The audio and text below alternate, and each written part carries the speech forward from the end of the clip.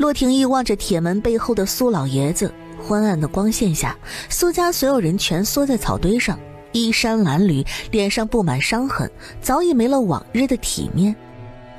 听到动静，苏老爷子缓缓抬起头：外祖父，我只有1炷香的时间，有话快说。王爷，长本真的被陛下找到了，陛下真的要斩我们满门，皇后娘娘那边没有任何办法了吗？御批一下，本王和母后也没有任何办法。是谁？到底是谁在背后算计我们？秦王。秦王，原来是秦王，该死的，早知如此，当初我就该……外祖父，你说什么？王爷可知10几年前秦王的双腿是怎么残疾的？不是大秦国暗算吗？当然不是，大秦国当时被秦王打得落花流水，已经一败涂地，哪里有功夫去暗算他？秦王与陛下并非一母同胞，他的生母淑妃生他时难产，没有救回来，可他当时真是因为难产而亡吗？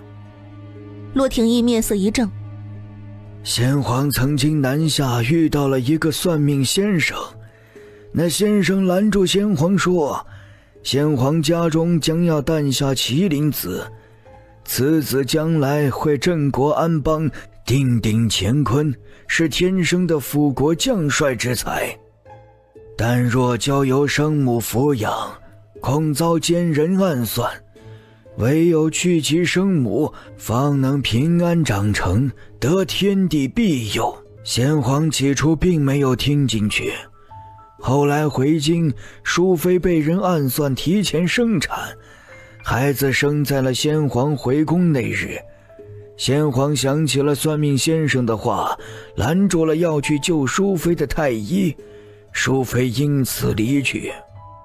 对先皇来说，淑妃只是他后宫中其中一个貌美的妃嫔罢了，怎能比得过大周江山呢？不过秦王确实如算命先生所说，聪明厉害，有将帅之才。骆廷义捏紧手指，心中狂跳不止。他只是来看望一下外祖父，顺便安抚他，不要让他最后反咬自己一口。没想到竟然能听到这么个惊天大秘密。我曾得到消息，先皇曾经主意秦王，想要传位给秦王，后来也不知道为什么，先皇又改变了想法。我都能知道这些，你觉得陛下会不知道吗？秦王是被陛下带大的不错，可皇家哪里来的亲情？一母同胞的亲兄弟都能自相残杀，更何况秦王与陛下并非一母同胞。要怪就怪秦王太过厉害，且锋芒太露，所以才会双腿残废至今呢。外祖父，您说的都是真的吗？陛下知道您知道这么多吗？秦王又是否知晓？陛下不清楚我知道这件事，我也是意外得知。至于秦王，以他的脾气，你觉得他若是知道了自己的双腿到底是怎么残疾的，还会忍耐至今？外祖父，秦王城府很深，不能小看。城府再深，不也还是被算计了？王爷，秦王与我们作对，或许是打算参与夺嫡，他支持的是肃王还是成王？都不是，是太子，不，应该说是皇孙。秦王还真是好算计，皇孙年幼，把他扶持上位，他便可以当摄政王了。这时侍卫轻轻敲了敲墙壁，表明时间快到了，再不走就要被发现了。王爷，你把我刚刚说的消息派人告诉秦王，若秦王得知这件事后没有动作，说明他早就知道了此事，你便把此事透露给陛下。陛下若是知道秦王明知道自己双腿怎么被废的，却隐忍不发，当作什么事儿都没有发生，必定对他心生警惕，甚至会对他动手。本王明白了，外祖父，本王会想办法用死囚换一个苏家人。你想选谁？不必了，陛下此次十分震怒，行刑那日狱卒检查的必定非常仔细，若是被查出来，恐怕还会连累到王爷。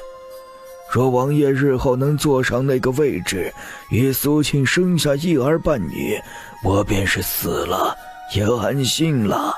本王答应外祖父，会与苏琪生子。时间到了，王爷，走吧。洛廷义朝苏老爷子拱了拱手，一步三回头的离开了牢房。王爷怎么不睡？有心事吗？本王忽然想到从前看到的一本书，书里面说，一个猎户养了一只老虎和一只狼，他对他们视如己出，每日上山捕猎，总先挑最肥的肉喂他们，夜里还守着他们的兽舍，怕他们受冻。这猎虎倒真是心善，虎狼本是猛兽，竟也肯这般用心养着。是啊，用心到忘了他们的本性。后来猎户年迈，捕不到猎物了，家里存粮也空了。那日他病得起不来床，迷迷糊糊间竟然听见兽舍里传来撕咬声。等他撑着身子过去，只看到地上沾着血的兽毛。老虎和狼为了争抢他藏着的半块干粮，打了个你死我活，连他的呼唤都置若罔闻。后来他们实在饿极了，一起杀死了猎户，将他分尸吃进肚子里。裴淑仪心头一震，有些明白，但有些不明白。你知道本王的生母是谁吗？知道，是先皇的淑妃，也是沈家的养女。本王的生母被沈家收养，在太后被陷害进冷宫时，被沈家送进宫。有了她的帮助，太后才能从冷宫出来。她本可以活下来，但却因为算命先生的一句话死了。裴淑仪心中发颤，本王时常不懂太后为何看本王的眼神里总带着一丝愧疚，如今才明白了过来。先皇遇到的算命先生是沈家安排的，本王生母提前生产也是沈家的安排。沈家已经有了太后，不需要再出一个位分高的嫔妃。太后是沈家的嫡女，有沈家的血脉，所以沈家选择了她，抛弃了本王的生母。去母留子是沈家为她选择的结局，但沈家却还要利用她的孩子，也就是本王，来为太后母子争宠。沈家的这个计划很成功，因为算命先生一句话，先皇便对本王十分宠溺。本王想要什么，先皇立马送到本王手中。裴淑仪指尖微颤，怎么也没有想到他今日会听到这么深的秘密。窗外的雨下得更急了，雷声炸得窗棂发颤。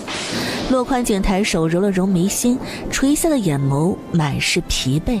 王爷，夜深了，睡觉吧。你说太后对本王有几分真心？王爷，我想太后对你应该是真心的。10几年前我们成婚后，你去了战场，那时我怀有3个月的身孕，面对偌大的王府，我不会管理，我非常惶恐。是太后接我进宫，拉着我的手宽慰我，让我好好养胎，派了嬷嬷来教我怎么打理王府钟馗。我跟着嬷嬷学了很多。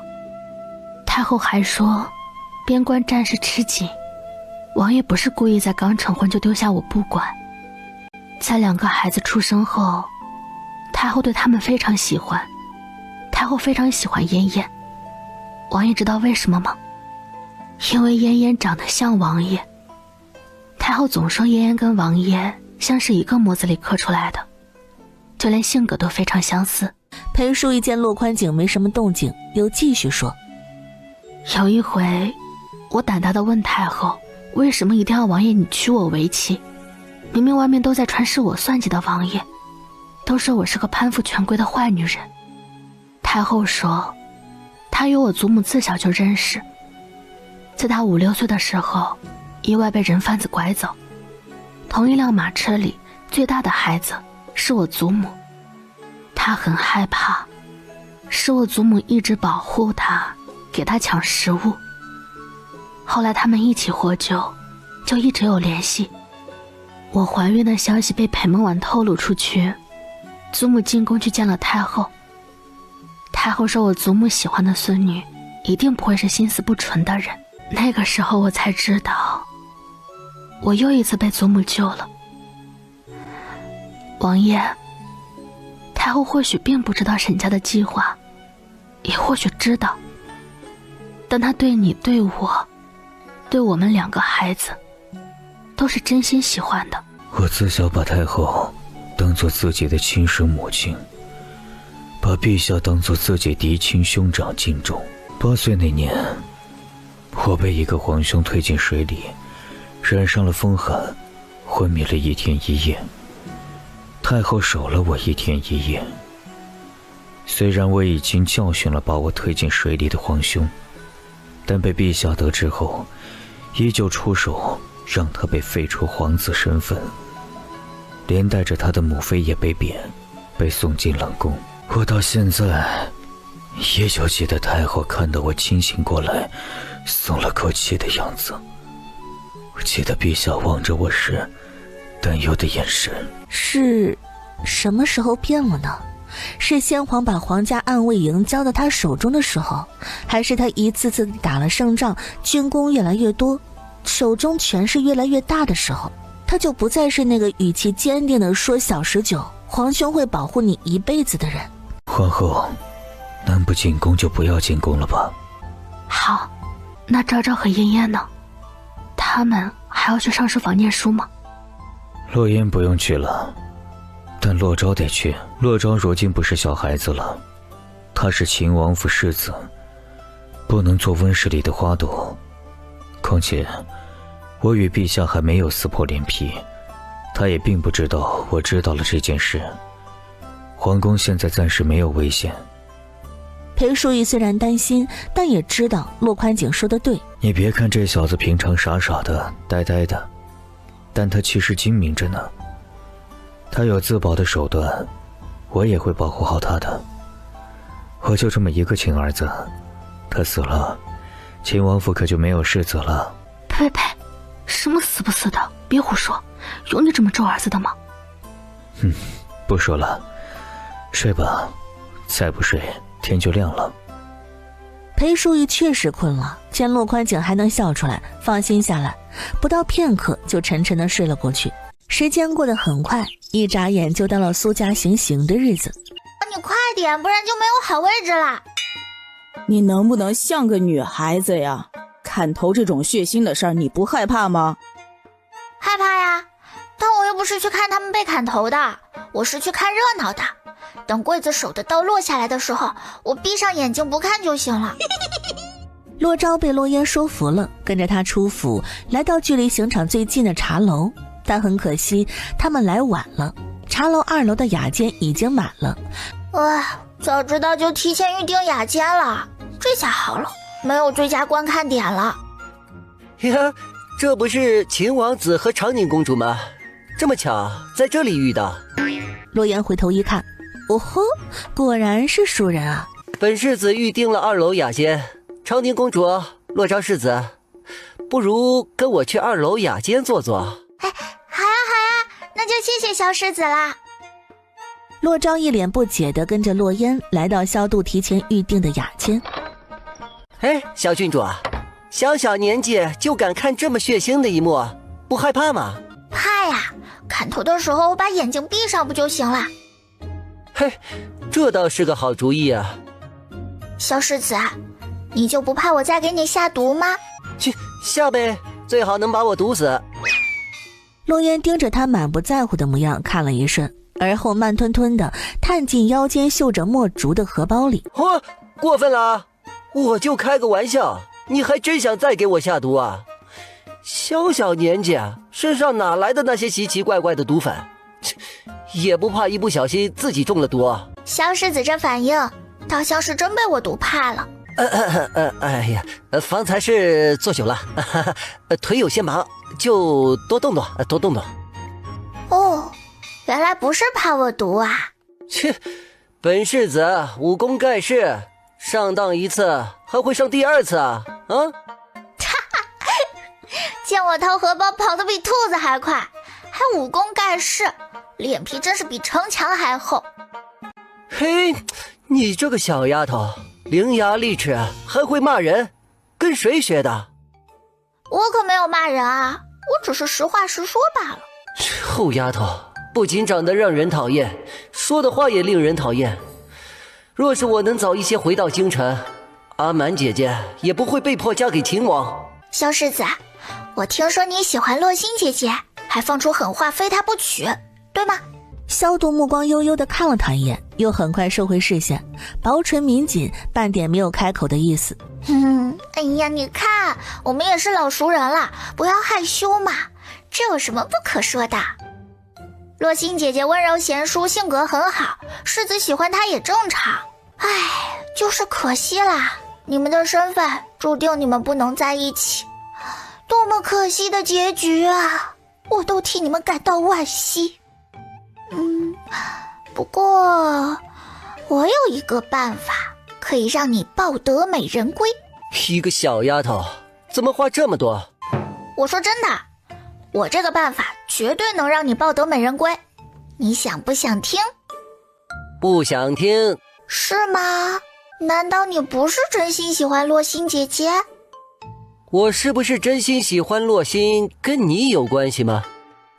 那当然有关系了，洛心是我姐姐啊，虽然她比我大了很多，但我非常喜欢她，我当然希望她能嫁给真心喜欢她的夫君。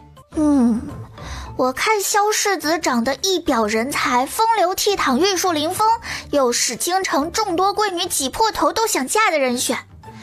要是你真对洛心姐姐是真心的，那她以后肯定会非常幸福的。小丫头，不要多管闲事。什么叫多管闲事？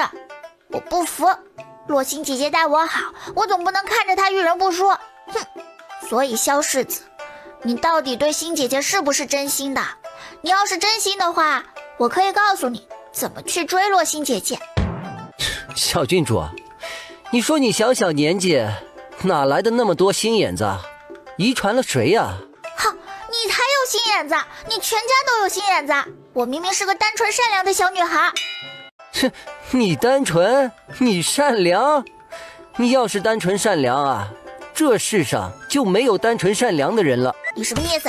你嘲讽我？对，我嘲讽你，你来打我呀。小度，你敢嘲讽我，看我不把你这破扇子给撕了。萧度早有防备，立马起身，抬手就把折扇举得老高。他身形比洛烟高上一截，他垫着脚都够不着。哥，帮我呀！行了，别闹了，苏家的人被带过来了。洛烟眼神阴恻恻地看着腿比他命还长的萧度，他平等的嫉妒每一个长得都比他还高的人。他深吸一口气，坐回了自己位置上，从窗户中看着缓缓驶过来的苏家囚车。片刻后，他的指尖不动声色地落在腰间的位置上，趁着萧度放松的时候，扬起手中的毒粉就撒了过去。萧度一愣，幸好他早有防备，迅速躲闪来，但洛烟不仅把毒粉朝他撒了过去，还撒在了周围。你疯了吧？你这是伤敌8千，自损1万呐！洛烟没说话，因为他很快拿出解药给了洛昭等人。哎呀，不好意思，你又上当啦！所以上回没有解药是骗他的。下一秒，他眼睛一红，眼泪控制不住的哗啦哗啦的流下来。跟着他一块儿进入雅间的侍从没有吃解药，也是如此。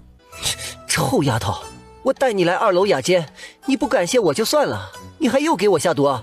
放心，这次毒粉只是会让你流眼泪，1个时辰后药效过了就好了。那这么说，我还得谢谢你的手下留情了。不用谢，因为我是个单纯善良的女孩子。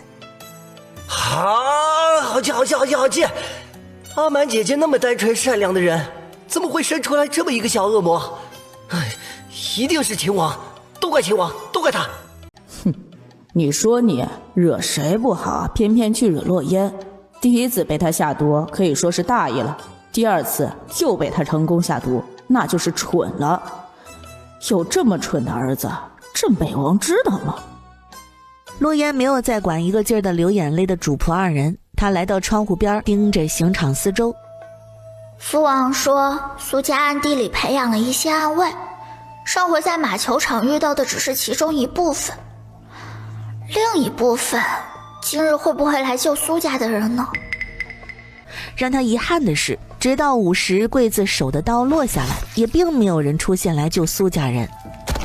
刑台上，苏家老小的身影一个个倒下，鲜血染红了刑场的地面，刺眼的让人不敢直视。浓重的血腥味扑面而来，洛烟眸心猛地一颤，内心一阵干呕，迅速退后，把窗户给关上。怎么害怕了？对，我害怕了，我怕死了，所以我现在要赶紧回去了。你就慢慢的哭吧，哭不死你。洛烟轻哼一声，转身就走。洛昭自然而然地跟着离开。萧度暗自咬牙，哼，没良心的2个小屁孩，要不是看在阿满姐姐的份上，他早就揍他们一顿了。世子，你看。看什么看？世子，那个瓷瓶是不是长宁郡主留下来的解药啊？拿过来给本世子看看。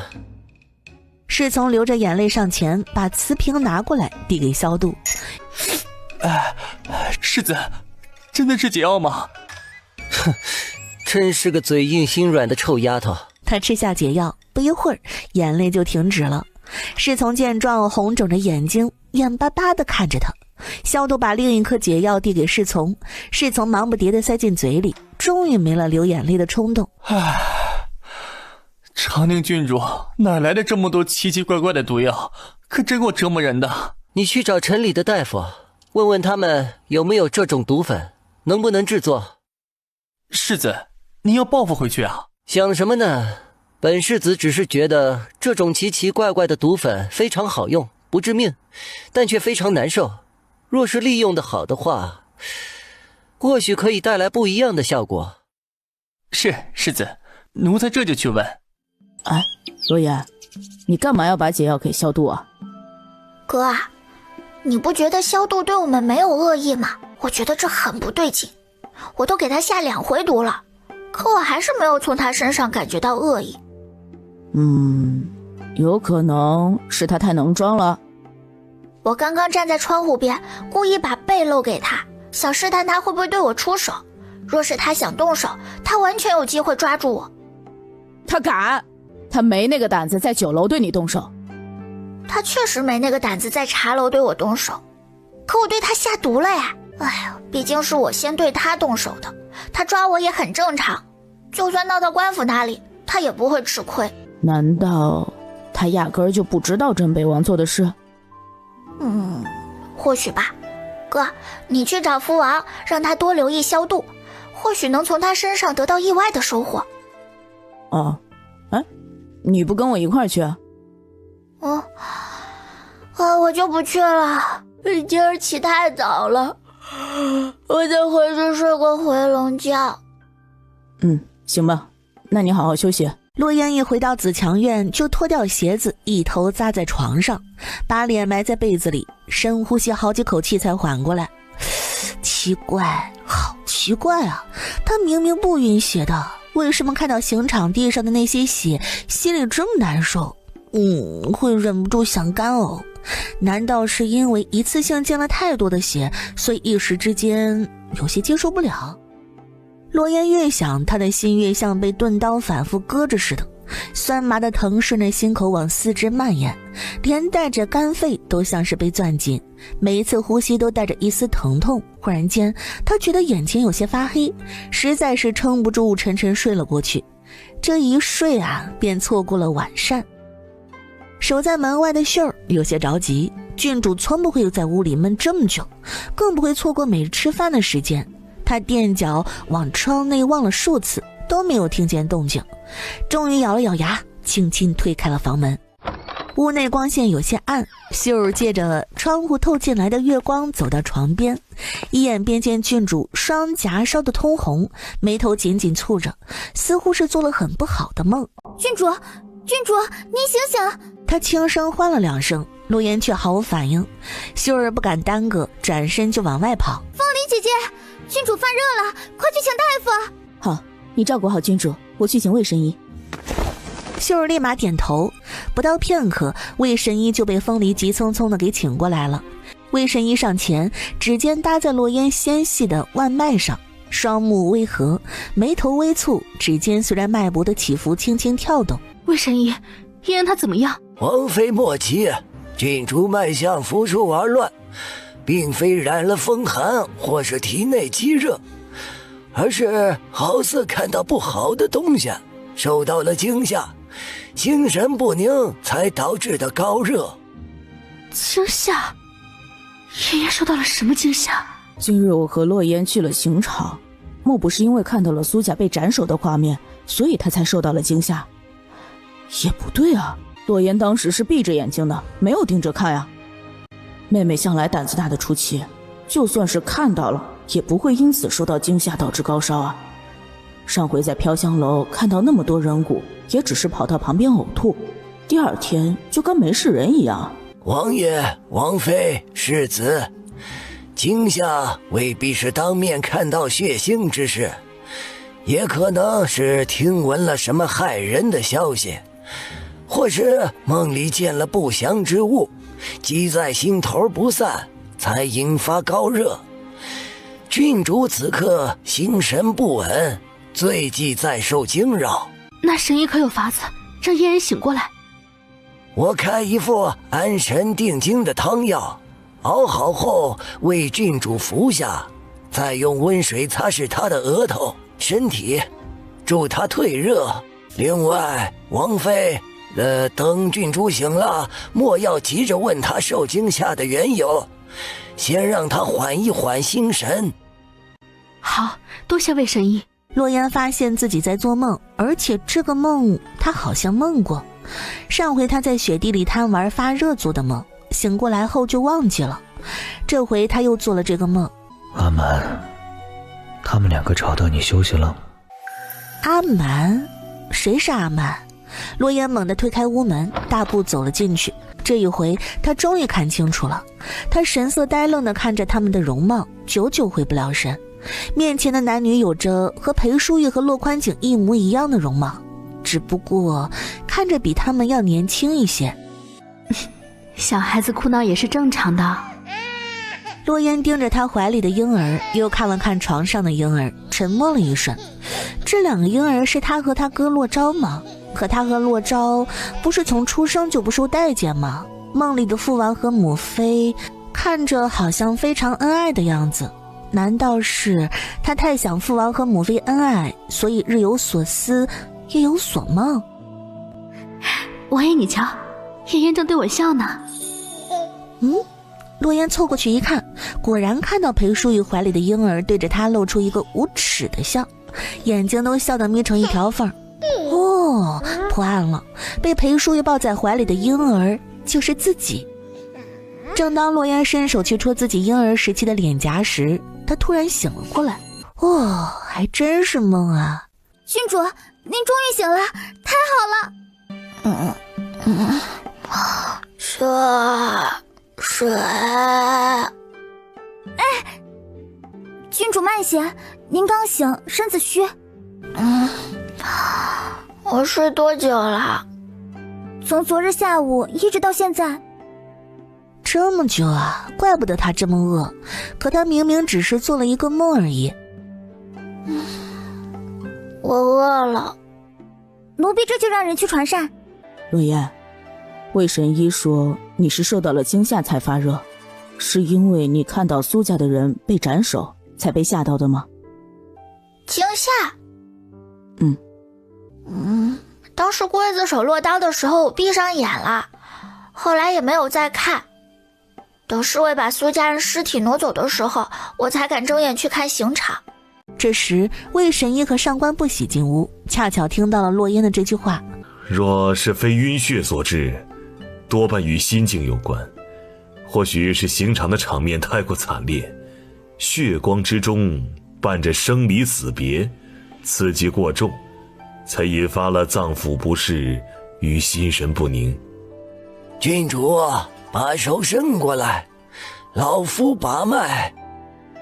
落雁哦了一声，乖巧地把胳膊伸了过去。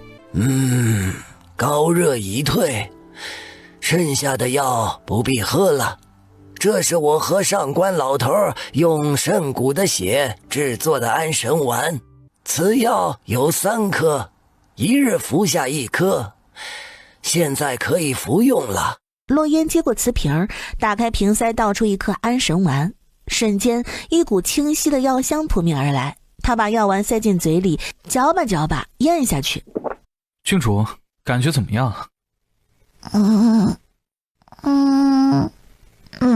没感觉。怎么会没有感觉？这可是用肾骨的血制作的安神丸，千金难求啊！哎呀，瞎在那里大喊大叫什么？不对，有感觉了。我快要饿死了。骆宽景见落雁没事了，就离开去处理公务。下个月周福玉和裴书瑶就要成婚了，裴淑仪摸摸落雁的额头，交代几句，也去忙了。只有落昭，他坐在落雁对面，眼睛一眨不眨的盯着他看。哥，你干嘛一直在看我？你是不是有事瞒着我呀？啊？我能有什么事瞒着你呀？我怎么知道你瞒着我什么？你不说我怎么知道啊？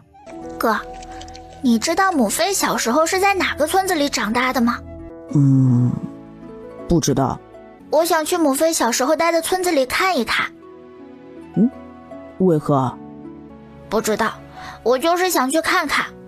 哥，你跟我一块儿去吧。行，但是你得告诉我去干什么。我也不知道我要去干什么。你别问了，我们就当去玩。不过我们得偷偷的去，暂时不要让父王和母妃知道。行吧。落雁四处打量着，忽然间看到了几个小孩合伙在欺负另一个小孩。凤梨，去救人。是。凤梨应声，面容冷酷的上前，一把把一个小胖子给贴了起来。谁呀？放开我！放开我！小胖子，欺负人可是不对的。你谁啊？凭什么管我？我就是欺负他，怎么了？凤梨眼神冷飕飕的看着手中的小胖子，忽然伸手用力的在他胳膊上一拧。疼！小胖子的同伴见他被人欺负，一溜烟的跑没影了。你为什么要欺负一个小姑娘？哼！我凭什么告诉你？你算个什么东西？一个死赔钱货！凤梨闻言，一巴掌扇到小胖子脸上，眼神狠狠地盯着他。村子里人都能欺负他，你们凭什么就打我？我不服！妖族，我的妖族呀！你个下贱倒的死丫头，快把我的孙子放下来！奶奶，快来救我！你这个死丫头疯了吗？我孙子要是有半点闪失，我就跟你拼命！凤梨眼神冷漠，瞥着小胖子的手纹丝不动。这位大娘，天色太晚了，我们是来村里借住的，明日就去京城。刚刚看到你孙子在欺负人，就出手阻拦。大娘顺着他的目光看向那小姑娘，一个丧门星罢了，爹娘走得早，留在村里浪费粮食，耀祖逗逗他怎么了？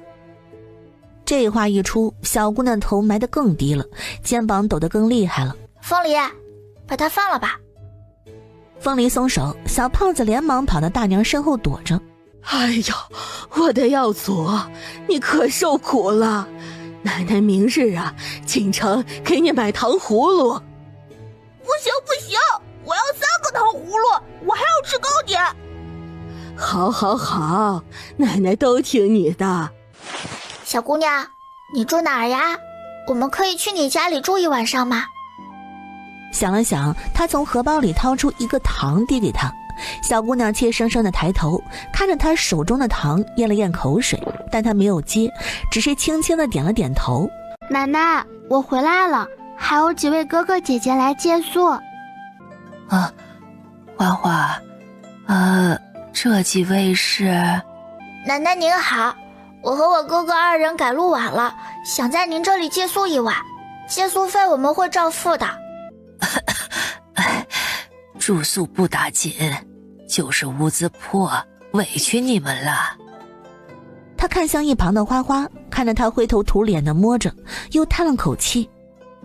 唉，是不是耀祖那孩子又欺负你了？花花攥着衣角没说话，只是轻轻点了点头。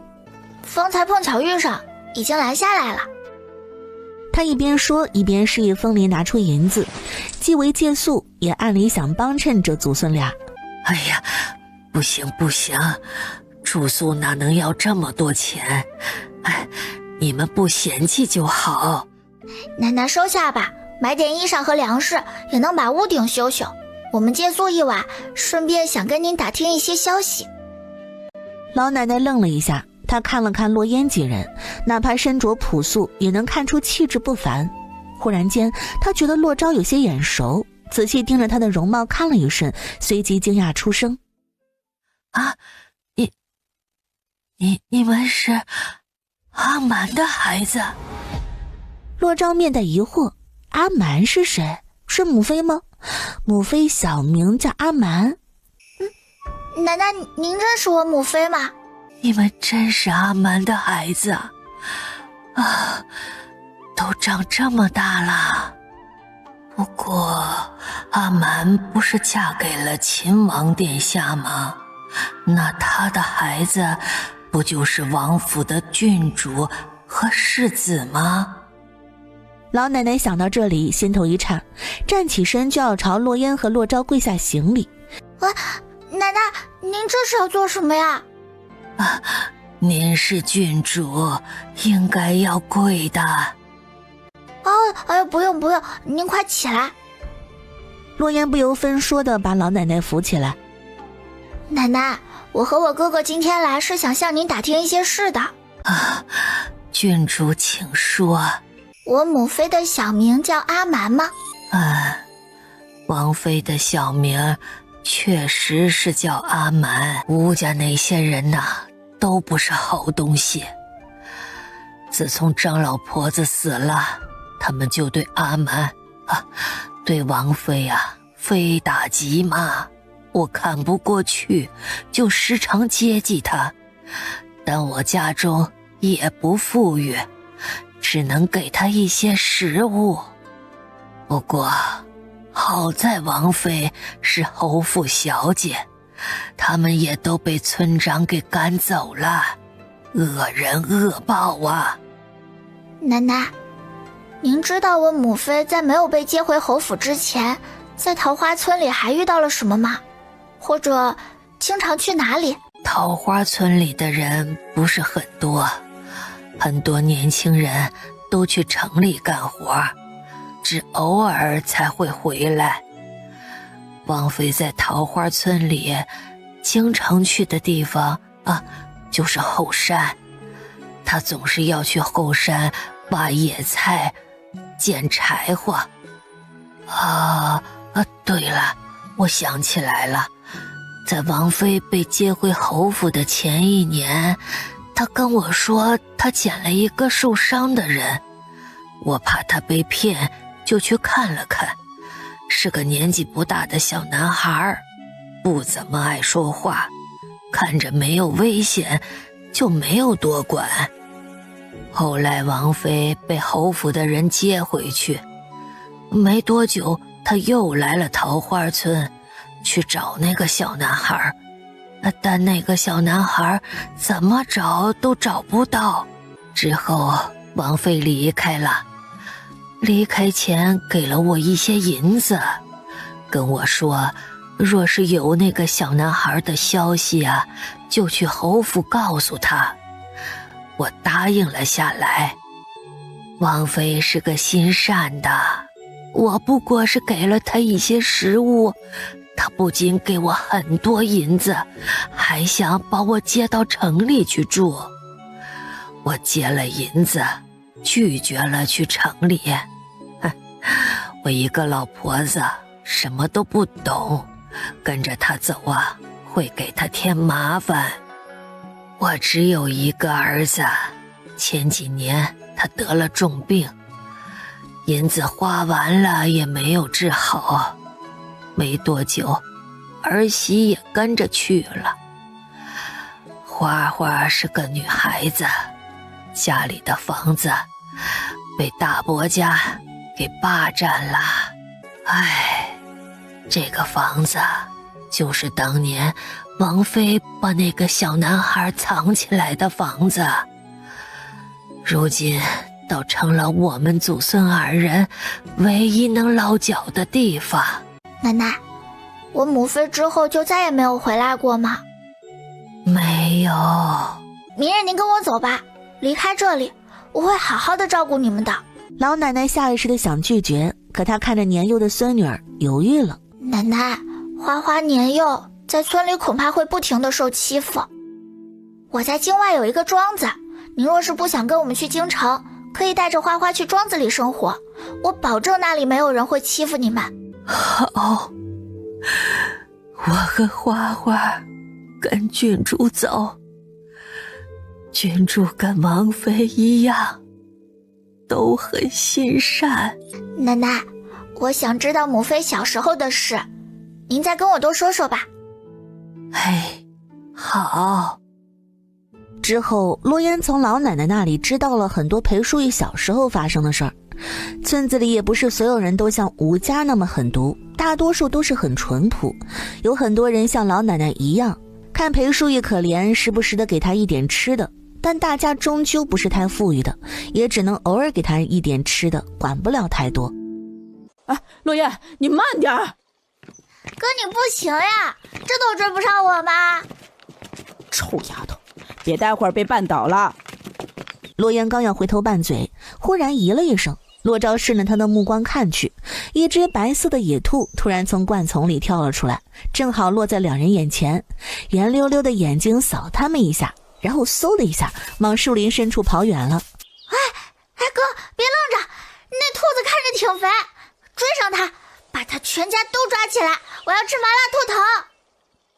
洛昭也来了劲儿，跟着洛烟往野兔跑的方向追。几人踩着山道上的落叶去追兔子，脚步声沙沙响，追过2道弯，不一会儿就看到那只白兔钻进了一处低矮的灌木丛，丛边还散落着几根雪白的兔毛，隐约能听见里面传来细碎的吱吱声。好家伙，真有全家呀！洛烟眼睛一亮，刚要把他们抓住，却被洛昭拉住了。咋了？妹妹，你看那支箭。洛烟顺着他指的方向看去，才发现土窝的干草下露着半截乌黑色的箭杆。那是军中的箭。军中的？这后山里哪来的军中的箭？我不会认错的。兔子别抓了，我们先下山。这是军中的箭，你们从哪儿拿到的？是我们在桃花村后山那边捡到的。我和洛言怀疑桃花村后山有人圈养私兵，暗中打造兵器。确实是军中士兵才能使用的剑，你们做得很好。本王会派暗卫去探查桃花村后山，可以跟本王说说，你们为什么要瞒着本王，和你们的母妃去桃花村吗？事情是这样的，我那天不是发热昏迷了一个晚上吗？我昏迷的时候做了一个梦，在我的梦里，父王和母妃很恩爱，对我和哥哥也很好。我就想着，这不对劲儿啊！明明现实中父王和母妃没有那么恩爱，对我和哥哥也是放养的。洛宽景眼皮子一跳，他总觉得这丫头吧阴阳怪气的。我越想越不对劲，就想着去桃花村我母妃小时候生活的地方去看看。嘿，父王，你猜怎么着？我还真打听出来你之前没查到的事儿。洛宽景直觉告诉他，洛烟接下来说的话应该不是什么好话。母妃在回侯府之前，在山里捡了一个人，养了他大概1年多吧。回侯府后还专门去村里找他，可惜他突然消失不见了，一直找不到他。这跟你的梦有什么关系？没关系啊，我只是做了一个关于母妃和你的梦，突然想去桃花村一趟而已。不过，父王，我的直觉告诉我，被母妃救下来的那个人身份不简单呢。哎呦，有句话怎么说来着？路边的男人不能捡。洛宽景面色凛然，好看的眉眼轻轻皱起。他之前已经派人去查过裴淑玉在桃花村的事儿，可却没有查到他在山里救下过一个男子，还养了他1年的时间。他在桃花村1年时间不可能没有留下丝毫踪迹，只有一种可能，他抹除了他在桃花村的踪迹，所以他才查不到。你说的本王知道了，你们都下去休息吧。父王，你是不是忘记了一件事啊？我们找到账本，苏家的人都死了，你是不是该告诉我们后面的计划了？再等等吧。若桃花村后山真的有私兵，本王后面的计划可能要改变。那行吧，父王你慢慢查，我们走了。你刚刚为什么说被母妃救下来的那个人身份不简单啊？就这么确定吗？哎呀，哥，你用脑子好好的想一想，那个人在桃花村住了都有1年时间了，只要是个人，总会有踪迹的。可父王却没有查到，还能说没有问题吗？那如果他是只待在屋里不出来呢？茅草屋又在山脚下，平常没有人会去，自然不清楚那里有人住啊。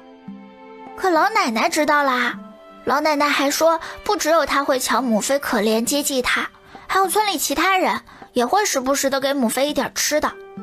他们会不知道吗？还有桃花村的村长，身为一村之长，会不知道母妃捡了人养在山脚下的茅草屋里吗？他不是住了1天1个月，而是住了整整1年时间啊！连父王都没有查到这个消息，说明他在离开之前给了村长和村里知道他存在的村民一些好处，让他们隐瞒他的存在，抹除他在桃花村将近1年的消息。当然啦，我更倾向于是他自曝身份，因为畏惧他的身份，所以村长和村民才会帮他隐瞒。哎，哥，你咋啦？你是不是在娘胎里把我的脑子给抢了？啊？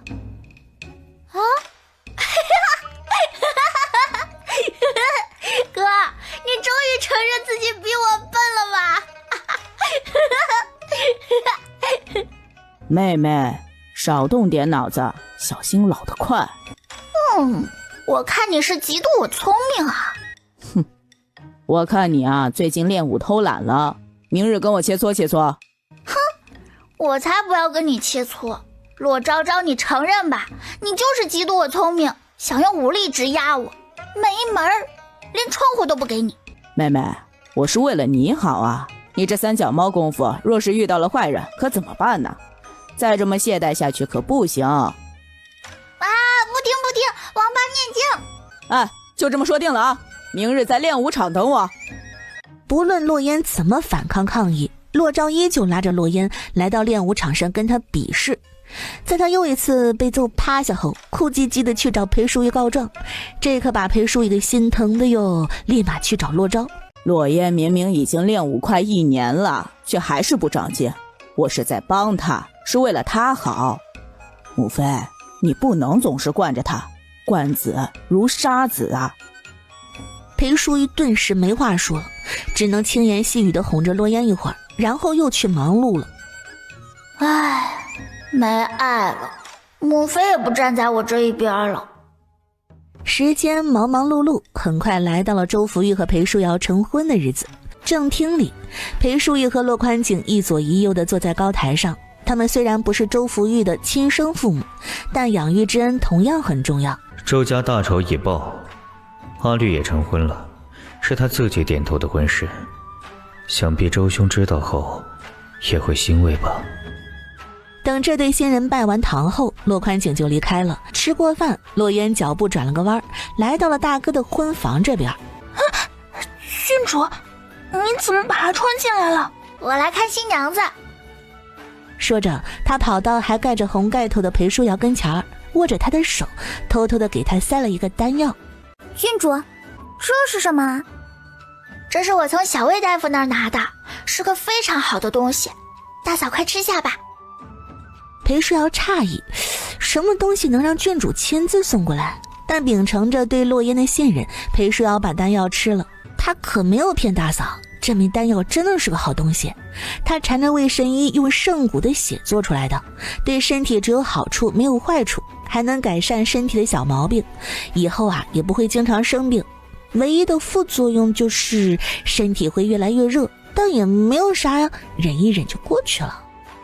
但今天可是大哥和大嫂的洞房花烛夜啊！哈哈哈哈！刚刚他已经忽悠大哥吃了一颗，现在大嫂也吃了，他的任务就完成了。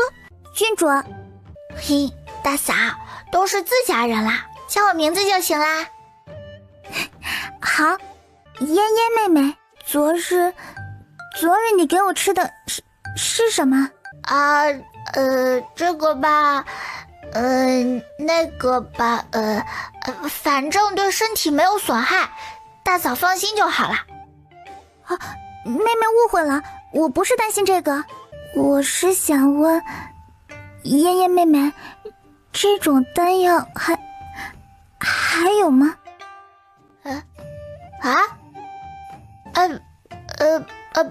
不是，大嫂你，难道是大哥不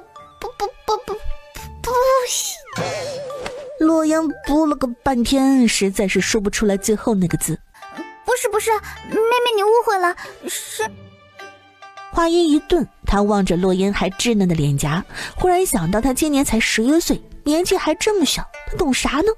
肯定是母妃让他把丹药给他和夫君吃的，只不过母妃不太好意思给他，所以让嫣嫣妹妹代替把丹药给他，而且这么厉害的丹药，恐怕也没有多余的了。是什么呀，大嫂？没事，我明白了，谢谢你啊，嫣嫣妹妹。丹药没了就没了吧，他主要是怕疼。母亲说第一回呢一般都很疼，可昨日他都不怎么疼。可这种事儿也不能总是吃药啊。裴舒瑶放弃了跟洛烟问丹药的事儿，跟他打了个招呼后就走了。洛烟一脸懵，是他想多了吗？算了，不管了。洛烟看了眼天上金灿灿的太阳，太热了。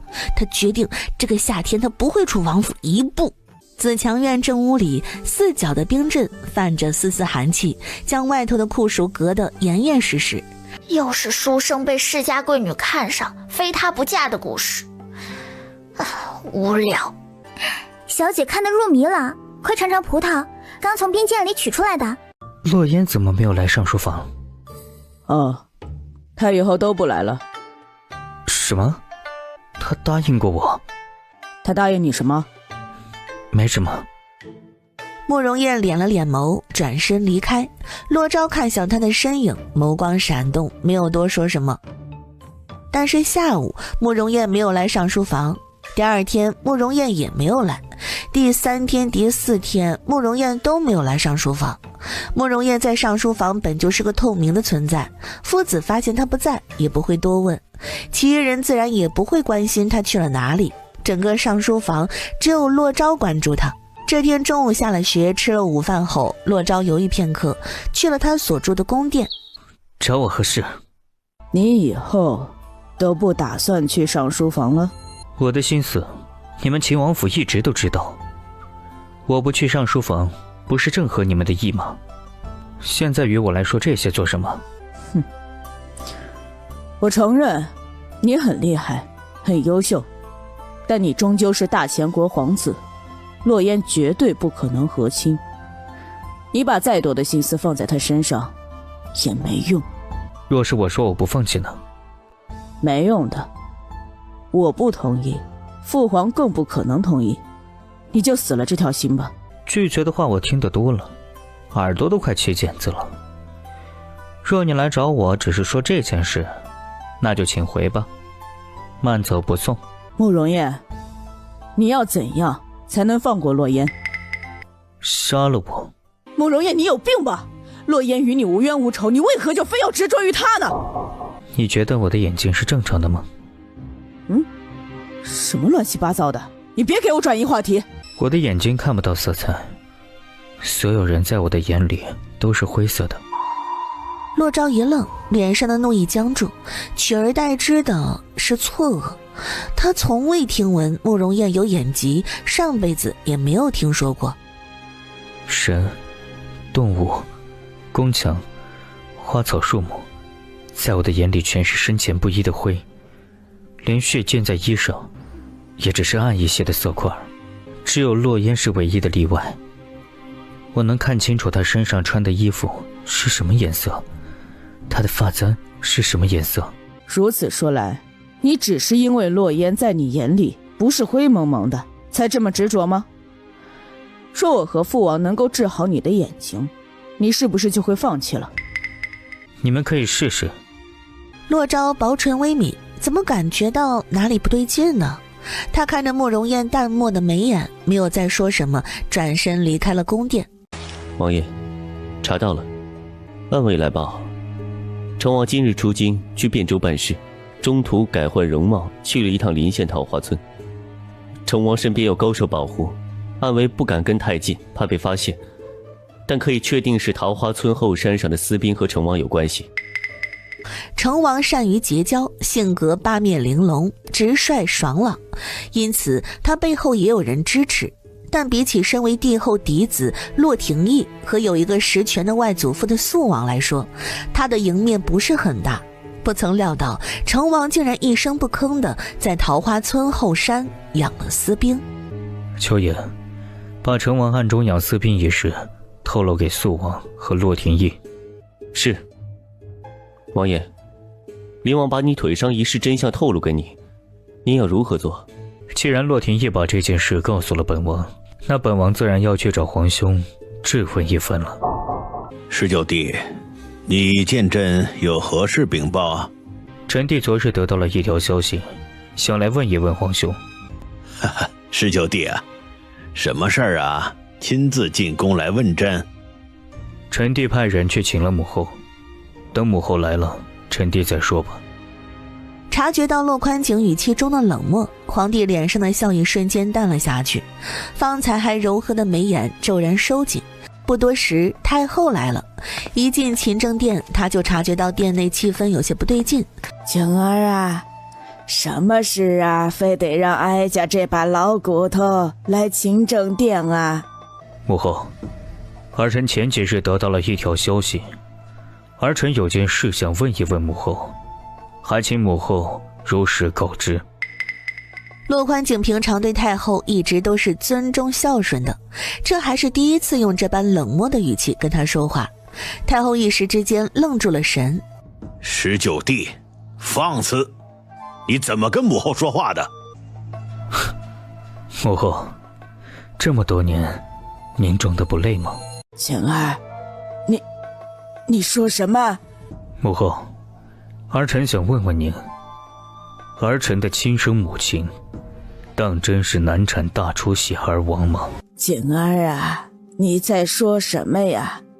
你的生母怀着你的时候被先皇的嫔妃暗害，提前生产。女人生孩子就如同在鬼门关里走一趟，她又是早产，太医呀，实在是没办法。19弟，你是怀疑淑妃的死是母后做的？绝对不可能。母后这么多年对你如何，外人不清楚，你自己也不清楚吗？若不是母后和朕，你一个幼子如何在皇宫里安全长大？景儿啊，你就是这么想哀家的吗？你宁愿相信外人说的，也不愿意相信哀家的话。哼，母后，镇国安邦，定鼎乾坤，这8个字，您还记得吗？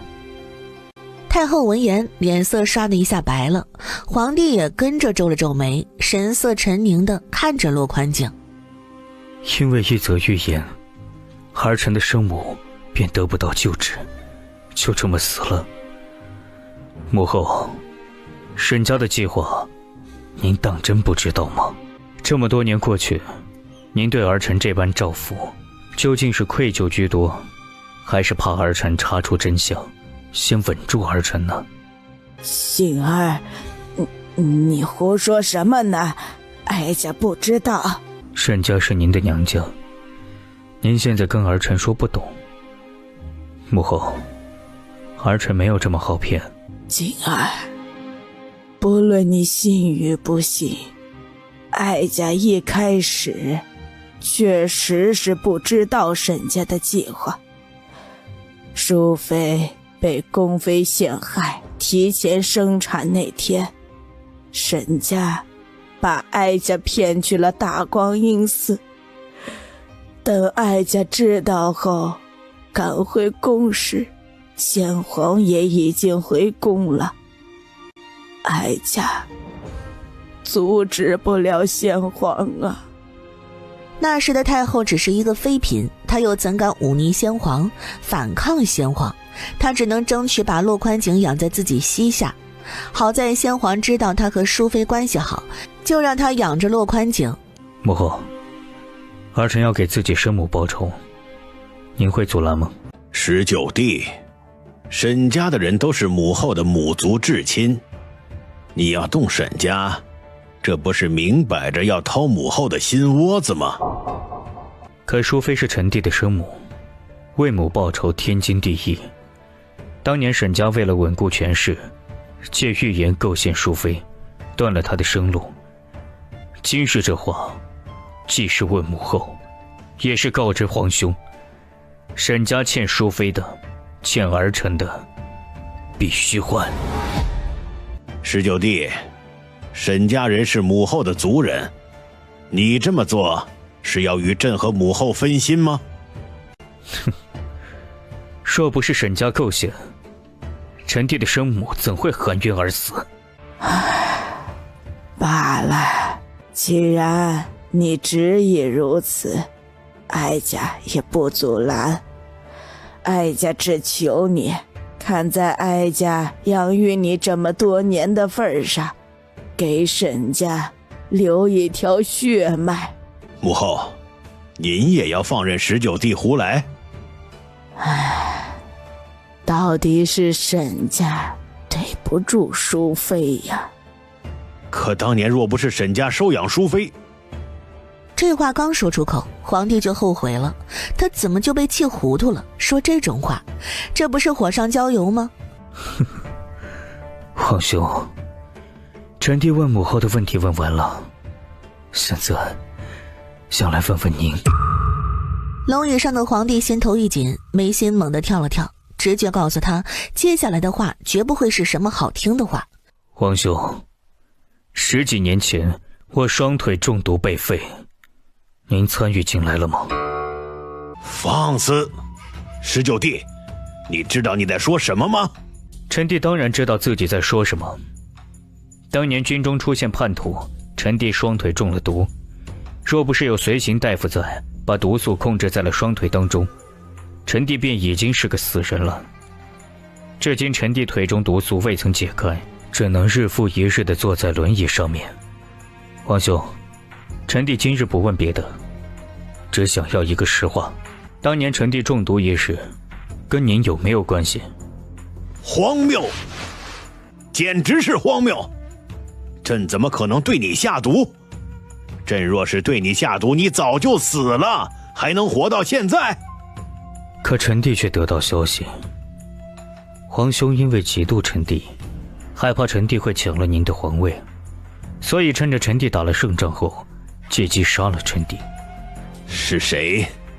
哪个胆大包天的竟敢污蔑朕？朕要诛他9族！陈帝不知，是有人利用乞丐把消息送进秦王府。景儿，送这则消息给你的人实在是不安好心啊！你莫要被他给骗了，你皇兄绝对不可能对你下毒。母后说得对，19弟，是有人故意来挑拨你和朕之间的关系，朕会命人去查。皇兄，陈帝可以相信你吗？19弟，你3岁那年，朕娶了先皇后外出时遇到刺客，先皇后怀着孕，为朕挡了致命的一箭，提前生下太子。太子早产，从小身体就不好。那时，朕和其他皇子斗争，太子又是朕唯一的儿子，他们便将太子当成朕的软肋，对太子动手。你为了保护太子，差点被废了一只胳膊。朕还记得，你那时才5岁吧？事后朕问你为什么这么拼命地保护太子，你说，朕保护你，你保护太子。太子从那之后就非常的黏你，连朕这个亲生父亲都比不过你。你与太子对朕而言都很重要。19弟，不管你信不信朕，朕可以跟你保证，朕从未给你下过毒。景儿，莫要受到外人的挑拨啊！陈帝相信皇兄。你放心，朕会派人去查到底是谁故意把这个消息送到秦王府。好，陈帝相信皇兄。洛宽景又重复了这么一句，片刻后他离开了勤政殿。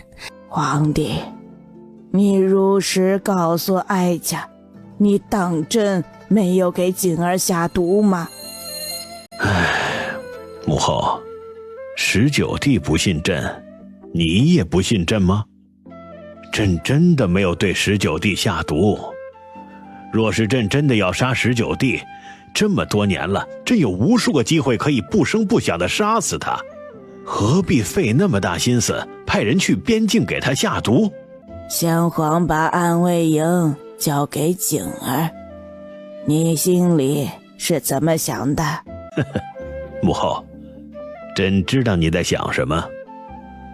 历朝历代暗卫营都由皇帝掌控，可是到了朕这儿，先皇却把暗卫营交给了19弟，无非是不认可朕。朕心里清楚，先皇曾属意继位的皇子是19弟，是19弟他自己拒绝了。因为先皇不满意朕，所以他把暗卫营交给了19弟，目的是让19弟在朕的皇子当中选择一位他满意的储君。太后一愣，原来皇帝他什么都清楚明白。朕无所谓暗卫营的归属，因为朕相信19弟的品性。暗卫营他终究会交出来给朕的儿子，不管是哪个皇子，只要是朕的血脉，这就够了。景儿选择了谁？太子。不，或者说他选择的是太孙。那你呢？你是怎么想的？不论19弟选谁，总归都是朕的血脉，朕自然不会反对。不过臣儿太过年幼，太子又病重，朕其他几个皇子都长大了，有了野心，19弟怕是要头疼很久了。朕不会插手他们之间的事。若是19弟输了，没有保护好臣儿的话，那朕就该要好好的考虑考虑了。镇北王想要杀洛烟，是因为你。他不知道从哪里得到了魏神医一直在给你医治腿的消息，他觉得你的腿已经好了，能站起来，他才逼你现身。我原先以为镇北王要杀我的原因是因为洛廷义和裴梦婉，没想到是因为父王你呀。可是明明哥哥才是秦王府世子，杀哥哥比杀我有用多了。对啊，我才是秦王府的世子，镇北王为何不对我动手，偏偏针对洛烟呢？可能是我太优秀了，所以招了镇北王的嫉妒，这才想要杀我灭口。镇北王的事先放在一边。本王查到桃花村后山的私兵是陈王的，本王已经把消息传给洛廷义和肃王，暗中圈养私兵一事是大罪，他们不会不抓住这个机会，陈王逃不了了。洛州，你明日去上书房，下学后你跟着太孙去一趟东宫，把魏神医制作的药给太子。此药由圣果的血所制作，3天服用一次，但只能保他3年寿命。你如实告诉太子，吃与不吃全在他自己。还有，一定要保护好太孙，这是最重要的。好，我知道了。那我呢？父王，我有什么任务吗？暂时不需要你做什么，这段时间京城会很乱，莫要外出。好。那好吧。你唯一的任务就是保护好自己。以后我每天从上书房回来之后，抽出半个时辰时间和你比武。我能拒绝吗？不能。王德福，林王府裴侧妃怀孕几个月了？回陛下，有6个月了。6个月？苏家全族被斩首，林王的那个苏侧妃想必心中十分伤心，伤心之下做出不可挽回的事，也是很正常的吧。王公公闻言心里咯噔一下，额角的冷汗顺着沟壑往下淌。去吧，朕不想看到这个胎儿出事。是，老奴知晓。自从苏家满门被斩首之后，苏庆嚣张跋扈的性格似乎变了，变得沉稳了一些。侧妃，您瞧他那副样子，好像这府里已经是他的天下了。您与他都是侧妃，不过是有了身孕罢了。这眼神真是欺人太甚。王爷日日都陪着他，不仅是您，连王妃都被冷落了。王府里的下人们都是会见风使舵的，王妃到底是正妃，执掌王府中馈，下人们不敢对王妃不恭敬，可对您却敷衍至极。这个月的份例盐也短了30%，管事说是库房周转不开，可前儿奴婢亲眼见着给正院送了2匹江南新贡的云锦。夏天送来的冰块每次都会少很多，您每天都省着用，夜里被热得睡不着。那些人倒好，转头就把好冰送到了裴侧妃院里，说是给她安胎用。侧妃，夏天还好，忍忍就过去了，可到了冬天，若是没有炭火取暖，是真的难过呀。奴婢们是个贱命，冻着饿着都能扛，可侧妃您自小锦衣玉食，如何能受得住啊？前儿听管事房议论，说今年炭火要先紧着正院和有身孕的裴侧妃，咱们院里怕是只能分到一些碎炭渣子。是啊，一个是正妃，背后有许家，一个是怀着身孕，背后有裴家，还有王爷的宠爱。可我有什么呢？苏家已经没了，皇后姑母被关在皇宫里，自身都难保。王爷不喜欢我，甚至从未与我洞房过，日日去那个贱人屋里，不就是怀着身孕，有什么可高傲的？我看他哪天孩子没了，还怎么生气？话音落下，苏沁猛地一顿，他盯着裴梦婉的背影，那只护着肚子的手像根刺，扎得他眼睛发疼，脑海里忽然浮现一抹恶毒的计划。采菊见苏沁眼神阴鸷地盯着裴梦婉的肚子，垂下眼眸，没再开口。傍晚，苏沁吩咐采菊出府去买滑胎药，采菊装模作样地劝了几句，最后实在是没有办法，只能点头出府。但是他并没有去医馆里买滑胎药，而是去见了一个男人。3日后，我要看到结果。我按照你说的，真的能活下来吗？被王爷发现了，我会死的。皮肉苦，自然会吃一些，但我可以保证你死不了。好，如果你们不按照约定救下我，临死之前我一定会反水。放心，离王府里有我们的人。依照苏沁那让人看了一眼就觉得头疼的计划，自然不可能成功让裴梦婉下滑胎药。他每天吃进嘴里的食物都有丫鬟提前试毒，但他依旧成功了。我的肚子，我的肚子好疼啊！来人，快来人去请太医！侧妃，血！裴梦婉听到小夏的话，低头看了看，在看到身下的血后，眼前猛地一黑，直直地晕了过去。裴梦婉的孩子没了。